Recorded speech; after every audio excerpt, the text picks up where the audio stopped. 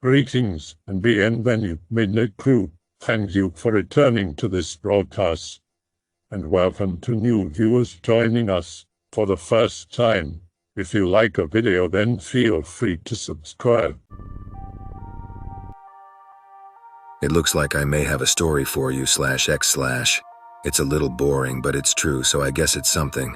Sorry, it's quite a long story. Be a kid many moons ago, 20 years. Spent one weekend a month at my grandparents' on my father's side's big-ass country estate, because they lived an hour and a bit away, so we didn't see them often. Also spent a week each summer break with them. Had my own room, part of the attic that had been converted into 2 guest rooms. Remember sitting up late most nights I stayed there, talking to a girl I called Aunt Charlotte. She would tell me stories until I fell asleep.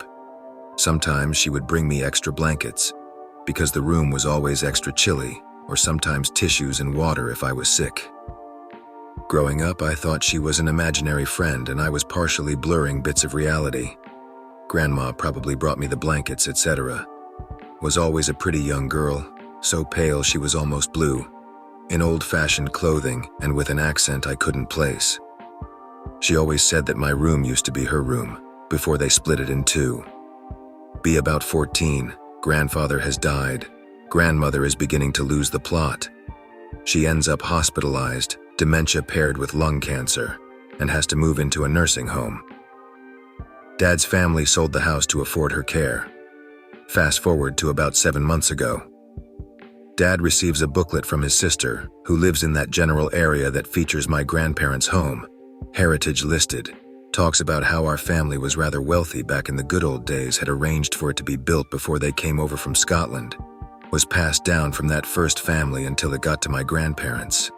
Think, if it's heritage listed, that means they couldn't have demolished it. Drive down there with my friend one day to check out the state of the place, see how it's changed.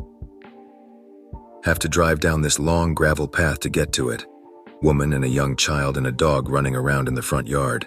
Have to get out and talk to them because it would be sort of weird and suspicious. Driving down to this house that's out of the way, and then turning around again. Tell the woman that my dad's family owned the house for generations, and I just wanted to see what it was like. She offers to show us around. New kitchen, basement is a man cave, pool, just a lot of new developments. Turns out her little girl is in my old room. Ask her if it's still freezing cold no matter what time of the year it is. Her mother says that it is, and that they tried to install heating, fix some things up, but somehow it still lets in all the cool. Daughter says it's okay because Charlotte makes sure she stays warm. Bells ringing in my head. Ask about Charlotte. The mother tells me quietly that it's her daughter's imaginary friend. Wasn't going to say anything, but then my friend said, "Didn't you have an imaginary friend here too, Aunt Charlotte?" Just kind of brush it off because I don't want to make the mother uncomfortable or anything. Have coffee together, exchange numbers, and leave. Start thinking about Aunt Charlotte. Wonder if she was imaginary at all. Start researching my family history. Find a relative in a neighboring state who has been doing the same as me but to a much greater extent. Meet up with her. Ask her if she knows of any Charlottes close to my side of the family. There was one in the family that first moved here from Scotland, born in 1782, was 12 at the time they moved, has no other information. Means she must have lived in that house. Continue my investigation further. Go to the library in my grandparents' hometown and look through records for my family name. Find a Charlotte, born March 1782, died December 1799. Ask the librarian if there's anything else I might be able to look at. Turns out the church kept a book of deaths listing family members, cause of death, exact dates, but a lot of the old records aren't in any particular order, and some of it is illegible, especially from the period I'm looking for. Attempt to find it anyway. Eventually do after 3 days of going through these record books. Says she was found dead in the snow about half a mile from the house after going for a ride on her horse the day before. Probably fell off the horse, knocked herself out, and eventually froze to death. This could be why she always looked so pale she was almost blue. This might be why the room was always so cold. Week later, get a call from the woman who currently lives in the house with her family. Asks me about Charlotte again. Says she was checking on her daughter a few nights ago and heard a woman with what sounded like a Scottish accent talking with her. and there was no one there when she opened the door. Asks me what my Charlotte looked like. Tell her. She says that's basically how her daughter described her. And that's basically the extent of the story. I'm guessing those of you who bothered to read this can see what I'm thinking here, that my childhood imaginary friend might just be a long-lost relative. Aunt Charlotte might be my actual great-great-great-Aunt Charlotte, who died all those hundreds of years ago. The current owners of the place are pretty interested in the whole story now, and they've asked me to come back and talk to them about what I've found out and my experiences. That's a great story. Have you considered going back to talk to her again, maybe? Talk to Charlotte again? I've thought about it, but I don't know if it's possible. The current owners say they hear snippets here and there since they started paying attention, but that's all. And I haven't seen her since I was 9. She just disappeared after that. I'm wondering if maybe I'd even be able to, when it seems like only young children can really communicate with her. Think I fucked up, Anons. About 10 years ago, I made the conscious decision and effort to force myself into having an imaginary friend, since I felt that I had missed out on something earlier in life by never really having one. I would talk and think back on my answers, developing full conversations by myself and to myself. It was awkward at first, but I was determined, and within a few months, speaking to myself and answering myself became second nature. There was no visualization, only the auditory of the voice, though usually I would just let it speak through my mouth. To this day, at 24 years old, I still do it. The problem comes because it feels like I've split myself. Not completely. It's more like if you tore a page but stopped midway through. I still feel like me, but like there are two of me. I feel more agitated, timid, and reserved, while the other feels more assertive, aggressive, and relaxed. I'll often speak in a deeper voice when I'm letting the other speak for me, which isn't often, but it's happened, and people have noticed. We aren't completely separate, but I've caught myself saying we and us during conversations instead of I and me. I'm worried that the longer this goes on, the deeper the split will be until it diverges into two completely distinct personalities. Should I just go to a therapist and get involuntarily hospitalized, or what? Which one is the OG? Good question. I guess the one that I still identify as me, basically what's left of the more timid one. I was in a similar situation. Had an other, went into super depression and was alone for years. When I got back to a healthy headspace, I had room for an other again. For a time we were as you described. Now we're just about separate as far as we can tell. Some doubts on if he's a separate spirit come into this body based on specifics. That's our esoteric answer. Our materialistic answer is, he was generated by our mind and now more autonomous.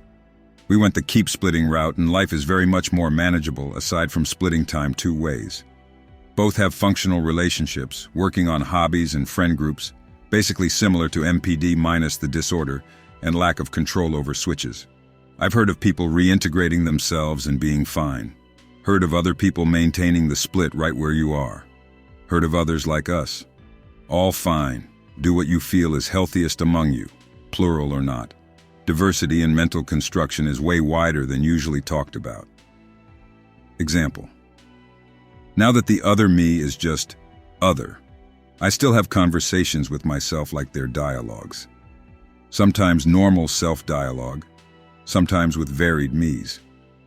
My girlfriend doesn't even think in words, much less dialogues, but pictures, images, and events like whole simulations. Yeah, go to a therapist and get yourself sorted out. You already have mild symptoms of multiple personality disorder. It's better you curb it right here and now than let it become a full-blown issue. With any luck, you can get it sorted out completely and not be a schizo for the rest of your life. Be me. Have a lot of family from my father's side. My grandfather was born in 1932. In my country, there was a civil war in 1948. My grandfather is a veteran. He participated. It is estimated that this war had approximately 2,000 casualties. You're probably wondering why I told you this? Be 2019. My brother needed a story for a homework assignment. Start talking about my grandpa and the war. My parents told me this. Well, Anon, when your grandma was alive. One night she got up because of some noise coming from the corridor of her house. She walked to the corridor. Upon arrival, there was no one. The next morning, a neighbor asked her why there were so many people in her house and why there was so much noise. That was some months before you were born, Anon. I remember that 5 months after I was born, my grandma died, the 14th of September. Start remembering. Oh wait, .jpg. In my house, there have always been some creepy things, but they only happen to me. One night when I was walking to my room, feel a little hand on my back. Say, "What do you want, Angel?" While I turn, nothing. There was nothing. When I was child, I had an imaginary friend that I name No Name. He said to me, "Never tell anybody of my existence." I have played with him for 2 years and then he's gone. I don't remember the face of No Name. Okay, this one is written in the style of a mother's journal with Anon adding outside details. /x/ I have a story to tell. When Anon was a young child, Anon could see ghosts. Anon saw all sorts of strange apparitions because Anon's young mind was newly born and still developing. Anon lived on a military base since Anon's dad was in the U.S. Army, and Anon lived a long time alone, with only his mother to keep him company. Anon's mom was, and still is, a Christian, although church wasn't her thing, as she was born into a devout Midwestern Baptist family, whose church-espousing father beat her and quoted a verse for every reason as to why. Anon's father was also an atheist who scoffed at religion as a whole, seeing it as another tool for mass deception. That being said, Anon never really grew up in a church-centered home, and although Anon had some ideas of what was in the Bible, never gave it the attention needed to produce such events as what had occurred in that house. Anon and his mother lived for the first 2 years of his life without father. Since father got shipped overseas as soon as he was out of basic, therefore father wasn't around for this. Anon had many imaginary friends. Since Anon grew up on a military base, there were few kids around. Anon was alone for most of his childhood in such regard, so Anon created friends that he used to tell mother about all the time. Some were apparitions, which took the form of various toys reincarnated in the mind as some real entity, yet none were more apparent than Anon's imaginary friend Natas. Natas was an old man with a black suit and a black bowler hat, his white hair puffing out the sides as if from his ears. He had deep, sad brown eyes. Many wrinkles protruded, giving way to years of stress. Natas carried with him a silver walking stick which resembled a clenched fist as the handle. He was Anon's best friend. As Anon's mother would be making dinner, Anon in his high chair facing her, Anon would tell his mother about how Natas was standing behind her while shaking the cane, or that he was looking through the cupboards around her. Sometimes Natas would be going through their things if Anon was in her room, and after a while Anon's mother told Anon Natas wasn't allowed to be around him. That stopped the talkings of Natas for a while, until Anon's mom found that he was talking to Natas while Anon was playing, when Anon thought that she wasn't around. While she was reasonably spooked by these bizarre incidents, Anon's mother chose to ignore them for the time being. It was simple enough. Anon loved to build with Legos and toy trains, creating many utopias across the space of his room. Natas gave vision to many ideas, as they were heard talking from a distance, as reported, and Anon followed the plans accordingly. Natas gave voice to many of the toys too, as Anon was heard having many two-sided conversations, yet who he talked to lacked reality's disposition. Soon, Anon began building and creating things that Anon's mother would have considered impossible for a child so young. Anon began to grow faster too, at least academically, as Anon's language skills developed to society's standards at around 16 months old. Anon began having deep conversations of God and Satan with Natas, with no prior knowledge of such things ever being explained to him, at least in the detail he approached the subjects with. It was reported that around this time period Anon began to anger Natas. Anon's mother awoke one night to Anon hysterically screaming in the bathroom. As she opened the door, she was shocked to find Anon with her shaving razor in his hands, cutting his fingers as he screamed at himself in the mirror. Anon clutched the plastic grip with a fury, cutting through his skin in front of her before she wrested the piece from Anon. Another night she woke to Anon banging on the door outside her room. Finding that he had opened the side of his own crib, she was startled to hear Anon whispering that Natas was hanging him from above his crib on one of the fan's blades. Anon gave her vivid recount of himself spinning around and around above himself and Natas, as Natas watched. Anon's mother didn't know what to do anymore, and asked a friend who lived across the street what she thought. Mother's friend began to tell her of how she was in a spiritual battle between Christ and the devil. At the time, the friend was going through a rather abusive relationship with her husband, and that she felt that maybe Anon should stay at her house for a bit to maybe find what energies followed. The friend was also very mystical about the Word of God. As Anon's mother would say, her friend seemed to feel the angels and demons surrounding them. The night Anon slept over at the friend's house, the friend reported that in her dreams, she encountered what she could only call Satan. The friend espoused many a verse which she believed banished the entity for the time being, and told Anon's mother about the terrifying scene. As soon as Anon's father came home from deployment, the family moved due to mother's obscene fear of the place. Anon's father came home to her, staying across the street with Anon, refusing to go into the home, as she believed it to be haunted. I told this story because there have been dreams of such things reoccurring in my head, more specifically, the scene of myself hanging over my younger self from the ceiling fan. And in my dreams, I've been visited by my old friend. He's been in dreams where my loved ones are standing around me as if they were standing on points of a pentagram, orchestrated by the man, in large caverns filled with desolate cities. I've also seen him in reality, although as a homeless man who simply carried his face. When I saw the man, while walking around late at night in my city's downtown area, I couldn't help but feel he was Natas, as we looked at each other as if we knew one another. No words were spoken. The racists on here would think he'd at least ask for change or something, however.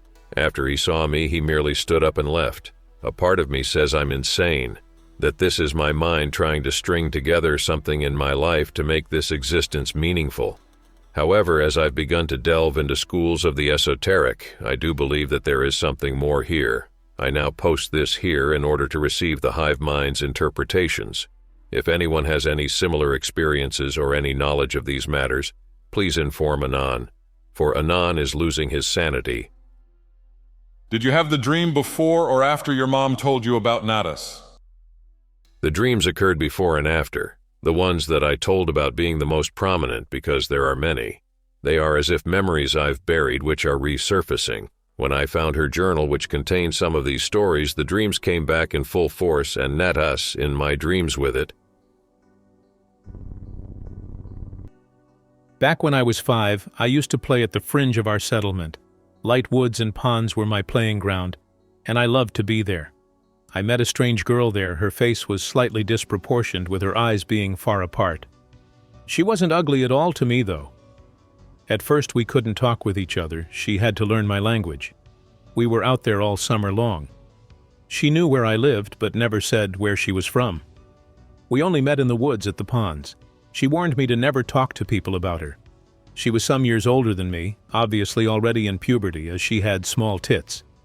We liked to swim naked in the pond. Very nice body. The bully next door followed me one day into the woods and watched us swim. He tried to steal my clothes and threatened to rat us out, but the girl spoke to him in a really vicious voice, so he gasped and ran off. She was very sad directly after and said we couldn't meet each other again, now that she was seen by an outstander. So she kissed me for the first and last time on my forehead and said her true name was Lilith. She never returned. The bully vanished and police questioned people. They didn't bother asking me. Decades came and went. I stored my imaginary friend as a kid's vivid fantasy. That bully was never found. I'm living now in another city and went down our main shopping promenade. Suddenly I felt a chill. There was a woman looking exactly as I remembered Lilith. She looked at me with a cold stare for minutes and vanished into the crowd. I was unable to do anything. All came back. It was real. I feel pursued wherever I go. I feel judging eyes in the night when I close my windows. I get phone calls consisting of low noise and somebody hanging up after several moments. TL, DR, my imaginary childhood friend haunts me for unknown reasons. Sudden appearance of an imaginary friend. Hard to describe. I'm not familiar with /x/lingo, but have cursory knowledge on esotericism, so I'm interested to hear your anons take on this sudden happening. I've been struggling with moving through my life this past year, dealing with lockdown shit. I've been feeling not so crash hot lately mentally and trying desperately to get a job that won't make me want to jump off a bridge while giving me time to work on my own stuff on the side, creatively, and in terms of project building, which I feel I've been going in circles for the last year, not really getting anywhere. Enter the imaginary friend, who I believe I'd had a previous experience with a year beforehand for a short time. His name is Carrot Top. In my mind's eye appears with ginger light curly hair that forms a sort of cone, hence Carrot Top, skinny, looks sort of like a twink. I often debate back and forth between myself when trying to decide what is the best way forward in situations and what I should do, tweaking the didactically opposed selves to help me see things from many angles. So Carrot Top seems different to this, more of a black box, where I don't necessarily shift the way he operates internally. He's somewhat aloof. He's conversable when he's around. The pattern to his appearance seems to center around creative endeavors, and he seems interested in seeing me achieve creatively. When he recently appeared, he said he hadn't really left but been busy doing other shit besides hanging around me because I wasn't really doing anything interesting. And seeing me shifting somewhat, wanted to help get me stuck out of my old ways through helping to stop my indecision by being an outsider to pull away my passivity. There were no real agreed upon terms. What is your spiritual and mental take on this? Is it a variety of muse, something negative, positive, etc.? Almost 9 years ago, on August 3rd, I got an imaginary friend and an imaginary place. They just appeared. I wasn't lonely. I was too old to have an imaginary friend, and I didn't have that kind of imagination anymore, I guess, but they came and stayed. The friend introduced herself, said she was going to be like a sister to me, 3 years older. I couldn't see her, but I could feel her presence. She told me about herself and the place, that it was where she grew up and where she lives when she's not with me. Exactly a month later, she took me there in a dream. I got to see her and explore the place. After 20 days in dream, she let me go, saying I was always welcome there if I needed a break from real life. She's been with me the entire time since then, watching me grow up, giving advice, sometimes good and sometimes just what I wanted to hear. I've loved her, hated her, wished she was gone, but I can't get rid of her, change her, or the place in the same way I can change things I create with my own mind. It's closer to an image of a real place I've been to, or a person I know, if you know what I mean. They always go back to their original state. I've asked her what she is, why she's here, if she wants to be here. She doesn't tell me everything, and maybe she doesn't even know that herself. She's been upset with me before. She's open about it. I fully realize that if I listened to her more often, my life would be much better. She seems to have a memory, personality, and a mind of her own. I sometimes ask her about things I can't recall, and she helps me remember them. She speaks quickly and eloquently. I learn that from her and mimic her sometimes while talking to people. Any ideas about what she could be? I've had different ideas throughout the years, but I haven't found a description that would fit the situation well enough, so maybe this is a good place to ask. I'm otherwise completely sane, don't see or hear things, never had any remotely paranormal experiences. I think it's either the spirit of a family spirit, or something decent has a crush on you, or something kind has an interest in you. I would accept it for what it is to you, likely none of what I wrote. You should listen more. You are extremely lucky something good has an interest in you. But be careful and always use your brain. Not everyone has good things speaking to them. Can you describe the place you're referring to? Seemingly infinite asphalt road surrounded by grass, an ordinary yellow house, and a library further down the road. The colors are vivid, the sky is blue, and it's always sunny and always daytime. I'm not a fan of the infinite grass and road, and I thought that something more could be added, like a sign to mark the end of the road somewhere, mountains or a meadow. not to mention other buildings, especially once it's existed for quite a while. But as I said, I can't change it in any way. As for the buildings, the house looks kind of like the one in the pic, but just the main part. I mostly mean the overall shape and the colors. I know nothing about architecture, but it's just a plain yellow house, not much to it. It's relatively small. The interior is somewhat old-fashioned with white painted wood and beige gray carpet. Now that I've seen some US houses, it resembles those more than European ones. I remember the inside having specific lighting, like during sunset with some dust or fog in the air. It doesn't look very lived in too. The library is built on a plane of 2 intersecting ellipses and looks like a hat from the outside. There's a lot of arches inside. The walls are thick concrete and it's cold. It's white all over with colorful items, armchairs, shelves, displays, etc. It looks like a futuristic image from the past. I don't like the design at all, and even back then it seemed kind of childish, but I guess that's not the point. I either didn't read any of the books the one time I was there or just don't remember it. There's a display of what she said are things that have to do with memories, and I did look at one, but I'm not going to lie about knowing what most of the things are supposed to do or mean. I didn't explore enough and I haven't had a chance to do so again. If you can go back, you should see what's written in the books. She seems to be upset with me for ignoring her most of the time, understandably so. I keep asking her to go back there, but she clearly doesn't want me to. I'll keep on trying. Most people are pathetic and thus vessels only for lower-level demons. You are probably more grounded than you give yourself credit for. My demon is assertive, yes, but she still speaks in a low voice most of the time. If I don't listen or take her seriously, she leaves me out in the snow. And every so often she seems to leave, but doesn't really. She turns into what you would expect a demon to be like, and puts me through hell to make sure I always come back to her.